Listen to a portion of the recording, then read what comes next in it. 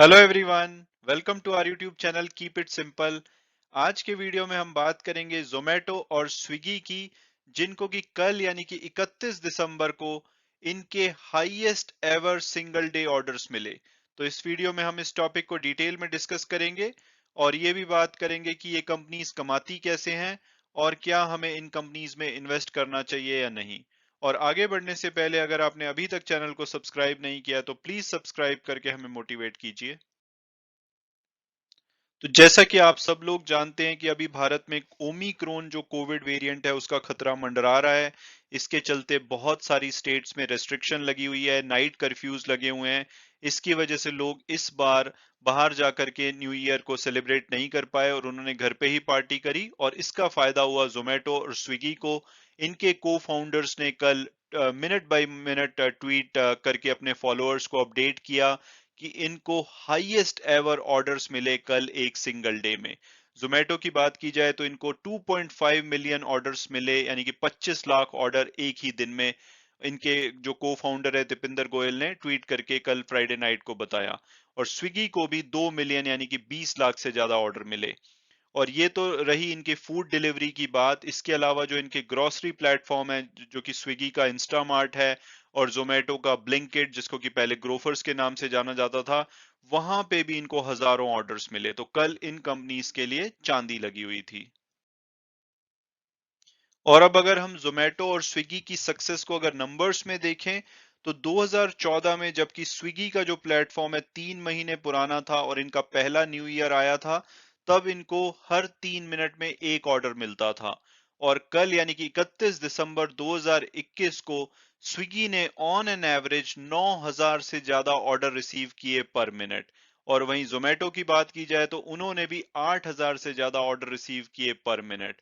9/14 पे कल यानी कि 31 दिसंबर को जो दीपिंदर गोयल हैं जोमेटो के को फाउंडर, उन्होंने ट्वीट करके बोला था कि इनके जो ओवरऑल ऑर्डर हैं वो 2 मिलियन से ज्यादा हो चुके हैं, यानी कि 20 लाख ऑर्डर इन्होंने कंप्लीट कर लिए थे और अभी कुछ टाइम बचा था न्यू ईयर आने में।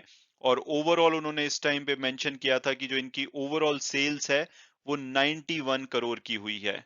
और इसके अलावा इन्होंने ये भी मेंशन किया था अपने ट्वीट में कि इतने ज्यादा ऑर्डर मिल रहे हैं कि जो यूपीआई सिस्टम है वो फेल हो रहा है। जो नॉर्मली 70% उसकी सक्सेस रेट रहती है, वो गिर करके 40% हो गई थी। और इसकी वजह से इनका जो ऑर्डर पर मिनट है वो भी इम्पैक्ट हुआ हो। अगर यूपीआई ठीक से काम कर रहा होता तो शायद ये जो 9,000 और 8,000 ऑर्डर्स पर मिनट का नंबर है, ये शायद और भी ज्यादा होता। और अब अगर हम लोगों की फूड चॉइसेस के बारे में बात करें, तो स्विगी ने रिवील किया कि बिरयानी, उसमें कोई सरप्राइज नहीं है, बिरयानी मोस्ट लव्ड फूड है भारत का। इसको सबसे ज्यादा ऑर्डर किया गया। और इन्होंने स्विगी ने बताया कि 1 मिनट में इन्होंने 1229 बिरयानी को डिलीवर्ड मार्क किया। और अगर बिरयानी के अलावा बात की जाए तो जो ज्यादा चीजें ऑर्डर की गई वो थी बटर नान, मसाला डोसा, पनीर बटर मसाला। इसके अलावा चिकन फ्राइड राइस को भी बहुत ही ज्यादा मात्रा में ऑर्डर किया गया। और अगर इनके ग्रोसरी प्लेटफॉर्म की बात की जाए तो स्विगी का जो इंस्टामार्ट है, वहां पे 15,000 से ज्यादा इनके एग्स के कार्टन ऑर्डर किए गए, 35,000 से ज्यादा टोमेटोज के बैग, 27,000 से ज्यादा अनियंस के बैग और 7,800 से ज्यादा ब्रेड के पैकेट्स को ऑर्डर किया गया। और वहीं जोमेटो के ब्लिंकिट की बात की जाए तो वहां पे 1,30,000 लीटर ऑफ सोडा, 12,000 के पास आसपास आइस पैक्स, 5,000 के आसपास डिप्स के जार को और 6,700 आइसक्रीम टब्स को और 28,000 से ज्यादा इंस्टेंट पॉपकॉर्न ऑर्डर किए गए।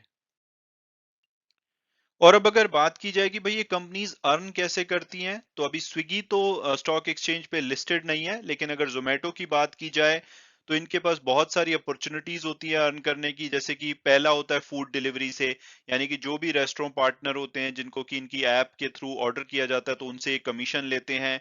इसके अलावा एक कस्टमर से डिलीवरी चार्ज लेते हैं, हालांकि ये मोस्टली उसको डिलीवरी पार्टनर को पास ऑन कर देते हैं। सिमिलरली ये टिप वगैरह भी जो भी आती है वो भी पास ऑन की जाती है, कोई पैकेजिंग के चार्जेस होते हैं, तो इस तरह से ये कमाते हैं। उसके अलावा अगर डाइन आउट की बात की जाए तो इनके आप प्लेटफॉर्म पे जो यूजर है अपने रिव्यूज लिख सकते हैं, दूसरे यूजर्स उनको पढ़ सकते हैं। उसके अलावा आप टेबल बुक करा सकते हैं, रिजर्वेशन करा सकते हैं। इससे भी ये एडवर्टीजमेंट से कमाते हैं रेस्टोरेंट पार्टनर से। इसके अलावा इनका हाइपर प्योर है, जो कि फार्म से डायरेक्टली सोर्स करता है रॉ मटेरियल, जो कि रेस्टोरेंट को सप्लाई किया जाता है, और रेस्टोरेंट भी अपने प्लेटफॉर्म पे लिखते हैं कि हाइपर प्योर यूज कर रहे हैं, जिससे कि लोगों का कॉन्फिडेंस बढ़ता है, तो ये उससे कमाते हैं। इसके अलावा इनकी मेंबरशिप है Zomato pro, Zomato pro plus, जिसके थ्रू ये कमाते हैं। तो इनके पास बहुत सारे मेथड हैं जिससे कि ये पैसा कमाते हैं। और अब अगर बात की जाए कि क्या हमें इन कंपनीज के शेयर लेने चाहिए, तो स्विगी तो अभी लिस्टेड नहीं है, लेकिन मुझे उम्मीद है कि 2022 में शायद उनका भी आईपीओ आएगा, तब देखना होगा कि अगर उसका वैल्यूएशन अट्रैक्टिव है तो डेफिनेटली वो एक अच्छा आईपीओ हो सकता है। लेकिन अभी के लिए जोमेटो लिस्टेड है और आप इसके शेयर्स खरीद सकते हैं।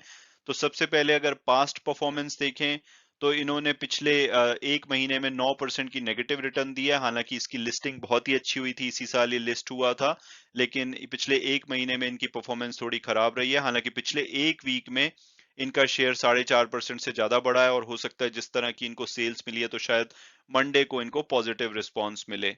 और अगर हम इनके ब्रोकरेज हाउस रिपोर्ट्स की बात करें, तो नवंबर मिड में एक रिपोर्ट आई थी, उसमें 183 इनका टारगेट दिया गया था, और अगर टिकर टेप के लेटेस्ट प्रिडिक्टिव एनालिसिस को देखें तो उसमें भी इनका टारगेट 181 एवरेज दिया जाता है, हायर साइड पे 227 और लोअर साइड पे 93। जो फ्राइडे की क्लोजिंग हुई है वो 137 के आसपास हुई है, तो हम बोल सकते हैं कि अभी अपने एवरेज टारगेट प्राइस से काफी नीचे पे अवेलेबल है, तो प्राइसिंग अट्रैक्टिव लगती है। इसके अलावा अगर हम फंडामेंटल्स देखें, तो एक लार्ज कैप कंपनी है, 1,08,000 करोड़ के आसपास का मार्केट कैपिटलाइजेशन है। अदरवाइज इनके वैल्यूएशन देखें, रिटर्न ऑन इक्विटी देखें, तो अभी ये लॉस मेकिंग कंपनी है, क्योंकि ये बहुत ज्यादा एडवर्टीजमेंट पे खर्चा करते हैं।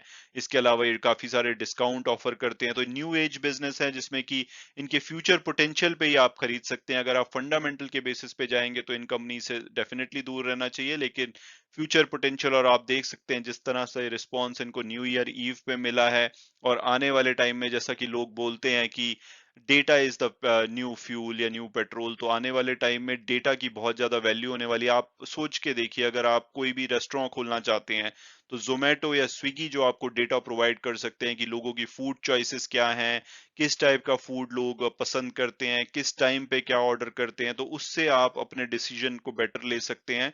तो डेटा की इनको एडवांटेज मिलेगी। इसके अलावा ऑलरेडी इन्होंने अपने काफी सारे जो डिस्काउंट है उसको कम कर रहे हैं, डिलीवरी फी बढ़ा रहे हैं, तो हो सकता है कि आने वाले कुछ टाइम में प्रॉफिटेबल भी हो जाएं। बट अगर फ्यूचर पोटेंशियल देखा जाए, तो इन्होंने जो अपना प्लेटफॉर्म सेट किया है वो इनको काफी एज दे सकता है। तो अगर आपको इस बिजनेस में भरोसा है, तो आप करंट प्राइस पे या किसी भी करेक्शन पे लॉन्ग टर्म विजन के साथ इस शेयर को ले सकते हैं। हालांकि वीडियो क्लोज करने से पहले मैं हमेशा की तरह डिस्क्लेमर दूंगा कि जो भी व्यूज थे वो मेरे पर्सनल थे। अगर आप इसमें इन्वेस्ट करना चाहते हैं तो अपने फाइनेंशियल एडवाइजर से बात कीजिए। उसके बाद अगर आप कंफर्टेबल फील करते हैं तभी आप इसमें इन्वेस्ट कीजिए। Thanks so much for watching the video and God bless you all.